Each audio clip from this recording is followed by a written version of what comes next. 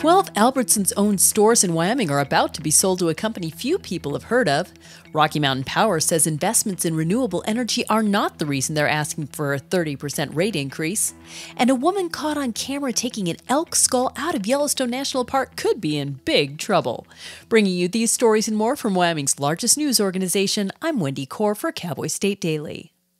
The proposed $25 billion merger of grocery giants Kroger and Albertsons also involves the sale of 413 stores, including 12 Albertsons-owned stores in Wyoming, to C&S Wholesale Grocers.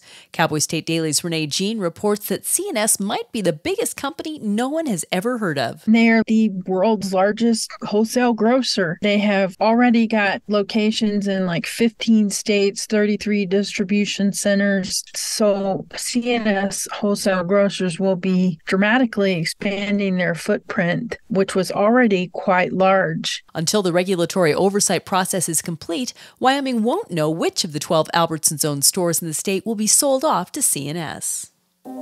The president and CEO of Rocky Mountain Power says that investments in renewable energies are not the reason the utility is asking the Wyoming Public Service Commission to approve a nearly 30% rate increase. Cowboy State Daily's Kevin Keela reports that CEO Gary Hugavine told the Joint Corporations Committee on Wednesday that the requested rate increase would have been even higher if the company hadn't put so much investment in building out its wind portfolio. By investing in renewable energy, they have brought down the amount they would have to ask for. However, that's because of subsidies. So basically, his argument is that because of all these subsidies they got, they have avoided a much greater rate increase. Hugavine said that 95% of the rate increase is driven by the annual expenses the utility has incurred. Well, more than a dozen wanderers from Fremont County were anonymously dropped off at a homeless shelter in Casper 3 weeks ago, but so far, no one is owning up to making the drop.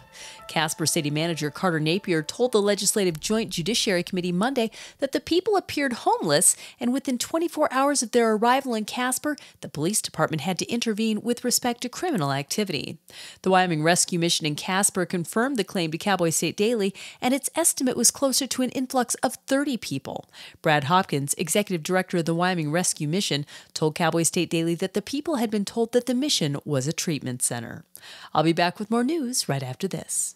At Hilltop Bank, we understand that buying a home is a big decision.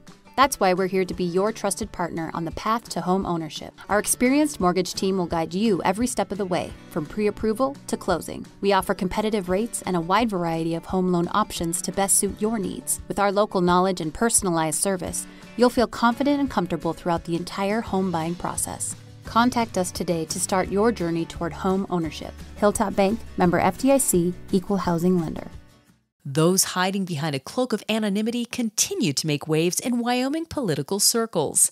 The latest example is an anonymous political mailer sent to many Johnson County homes criticizing Buffalo Republican State Representative Barry Crago's voting record. Cowboy State Daily's Leo Wolfson reports. There was no name or organization associated to it. Crago told me he considered the mailer cowardly for not identifying itself, and that he doesn't take things like this very seriously if the person behind it will not identify themselves. The lengthy two-sided mailer provides a report card of Crago's performance from the 2023 legislative session based on 10 subjects, ranging from his votes on specific bills to broader items like voting record with Democrats. And if photos recently submitted to a social media platform and shared with park rangers tell the apparent story, a woman flouted both state and federal laws by trying to pack a huge elk skull and antlers out of Yellowstone National Park.